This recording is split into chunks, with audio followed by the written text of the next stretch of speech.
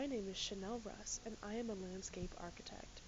Besides my given name, you probably don't know who I am or what I really do. But that's okay. Not many people know about the work of a landscape architect. There are places on Earth clearly mapped out by humans and for humans only. By the same token, there are places of wilderness which remain untouched and far from human contact.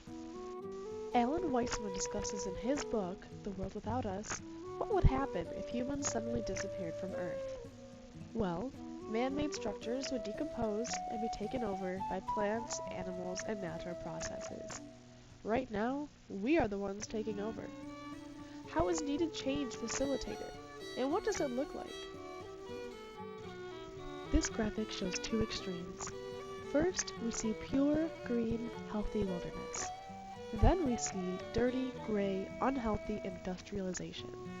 And lastly, there is a line in between these two, a thin white line, and that is where a landscape architect plays their role in compromising. How do we balance the needs and desires of human lifestyle with that of the natural environment? Landscape architects are trained to think from many different perspectives, including civil engineers, urban planners, environmental engineers, environmental scientists, and lastly, landscape designers. With this interdisciplinary mindset, a landscape architect designs public and private spaces in order to meet today's challenges of urbanization. This ranges from dealing with pollution, disease, crime, and urban sprawl. On the natural side, landscape architects design sustainably whenever possible.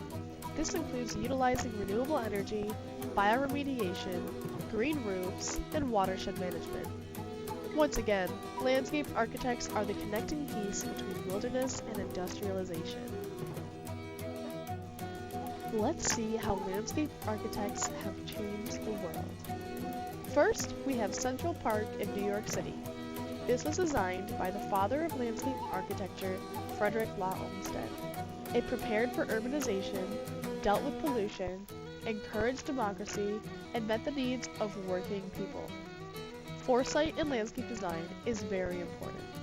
Central Park and many other urban parks would not be here today without Olmsted's work. Next, we have the New York High Line. Trains used to pass on top of the High Line up until the 1980s when it became an ugly, abandoned, land-depreciating eyesore.